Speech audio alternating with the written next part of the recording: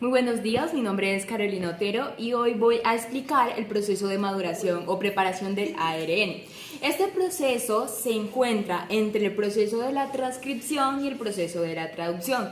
Es un proceso mediante el cual la molécula o la estructura que resultó del proceso de la transcripción, que fue un pre-RNA mensajero, se convierte en un RNA maduro.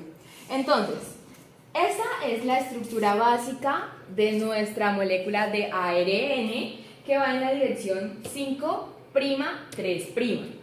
Esta molécula, o esta estructura más bien, está compuesta por exones e intrones que la conforman.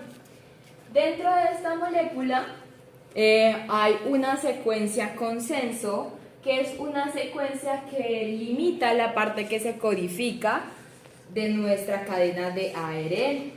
Por lo tanto, estas que se encuentran luego de esta indicación, que es como una especie de señalización, no van a ser codificantes y no van a ser utilizadas en el proceso de la traducción. Esta estructura en su primer nucleótido contiene 3 fosfatos, porque es la estructura que se encuentra establecido en el extremo 5'. Esta estructura sufre 4 modificaciones fundamentales para poder convertirse en una molécula de ARN maduro. En este preciso momento es una molécula inmadura o un pre-RNA mensajero. Entonces, la primera modificación se refiere a la adición a esta estructura de una caperuza, una cap en el extremo 5', que es un nucleótido guanizado al que también se le agrega un grupo metilo.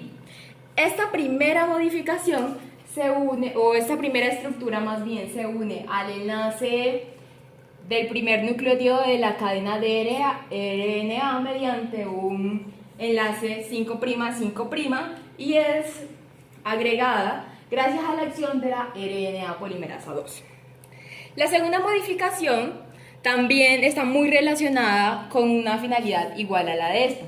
Me gustaría señalar que esta caperuza le otorga estabilidad a la molécula de RNA para que ésta pueda cumplir con su proceso de maduración de la mejor manera y que no pueda perderse estas partes que son las más importantes, que son las que van a codificar en el proceso de la traducción. Entonces, la segunda modificación que se realiza a nuestra molécula de ARN es la adición de esta estructura que se denomina poli-A, que es una estructura de alrededor de 50 a 200 adeninas en el extremo 3'. Pero ¿cómo sabe nuestra molécula de ARN dónde debe ubicarse esta poli-A? Aquí es donde la secuencia consenso o secuencia de terminación de la parte codificante del ARN actúa. ¿Por qué? Porque al determinar que acá existen secuencias que no codifican, es decir, que sobran en este proceso, ella hace un conteo que es de alrededor de 11 a 30 nucleótidos para ubicar esta secuencia de poli-A, que es una cadena relativamente larga de adeninas. Entonces, hasta este momento, lo único que hemos hecho con nuestra cadena es darle estabilidad y permitirle adicionar estructuras que van a hacer que la parte codificante se conserve para el proceso de splicing que viene, que es donde vamos a retirar los intrones, es decir, la parte no codificante, y vamos a poder realizar una secuencia totalmente madura que pueda codificar en la tercera parte de este proceso, que es la traducción. Entonces, ahora, como ya lo mencioné, va a realizarse la parte del splicing. El splicing lo vamos a ver de una forma más enfatizada en este sector de aquí, y para eso voy a realizar un zoom de la estructura en la que podemos ver mejor este proceso. De este lado tendremos un exón, tendremos un intrón y tenemos otro exón, que recordemos, retomando, los exones son las secuencias codificantes, ¿cierto? Entonces, la parte que nos interesa desprender de esta secuencia es la parte rosa, que representa los intrones. Los intrones tienen unas partes definidas, un extremo 5', un extremo 3', que está determinado por una secuencia.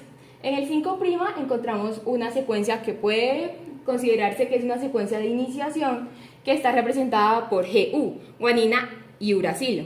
Y en la parte de la terminación encontramos la adenina y la guanina, la secuencia de terminación AG. Esto nos permite indicar un tercer punto, que lo vamos a llamar punto de ramificación en esta secuencia, que este punto de ramificación va a ser el punto que nos va a permitir un doblamiento de cada uno de estos extremos para poder desprenderlo. Pero antes me gustaría indicar que este proceso de corte y empalme se realiza en una estructura denominada esplinciosoma, que está compuesto por ribonucleoproteínas nucleares, o también conocidas como SNRNP. Estas proteínas se ubican en esta zona para crear una estructura que va a permitir el plegamiento de este extremo. Entonces aquí se va a realizar una estructura en forma de lazo. ¿Cómo así? La parte 5', que estaba definida por el extremo o la secuencia GU, va a ir directamente al punto de ramificación, al igual que el extremo 3' va a ir al punto de ramificación, y esto va a irse desprendiendo de la estructura del ARN y va a hacer que los exones se vayan uniendo a través de un enlace covalente.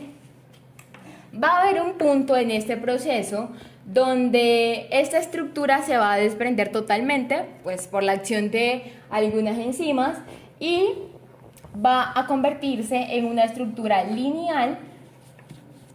El punto de ramificación es clave en este proceso porque va a permitir que la enzima desramificadora lo convierta en una estructura degradada y nos va a quedar fragmentos de intrones como los vemos en este momento. Posteriormente estos intrones van a desaparecer y aquí como tal la maduración de la molécula de ARN mensajero está lista. Pues por obvias razones, al realizarse este proceso, la cadena va a quedar, digamos que de una longitud mucho más reducida, va a verse de esta forma. Sin embargo, ya esta estructura está lista para salir del núcleo e ir directamente al citoplasma a realizar la traducción. Pero hay una cuarta modificación que se realiza en diversos momentos de estas fases que acabo de explicar, de esas tres modificaciones, y corresponde a la edición del ARN. Como bien sabemos, el ARN, pues una vez ya queda conformado, está compuesto de diversos nucleótidos. Por ejemplo, la guanina, el uracilo, la adenina, la citosina, la adenina, uracilo, son secuencias que codifican para proteínas. Pero no todas las que se generaron en el proceso de transcripción son las mismas que van a llegar al proceso de traducción. ¿Por qué? Porque hay un proceso que se llama edición genética del ARN, donde se presentan muchos cambios, como por ejemplo que este se elimine, que estos se intercambien, que este se degrade y se ubique otro en su lugar. En fin, van a hacer una serie de modificaciones que van a permitir que esta estructura que iba a codificar para una proteína inicialmente se cambie y genere una codificación para una proteína diferente. Esto es todo. Esta es básicamente el proceso de maduración del ARN, y así como está va a ir hasta va a tener un viaje a través del citoplasma y va a encontrarse con otras estructuras que van a permitir la codificación de proteínas, como por ejemplo el ribosoma. Quisiera señalar en último momento que esta estructura, esta CAP, va a tener adjuntada a ella unas proteínas que le van a permitir al ribosoma reconocer el lugar donde debe comenzar la codificación. Entonces, muchísimas gracias. Esto fue todo respecto a la maduración del ARN.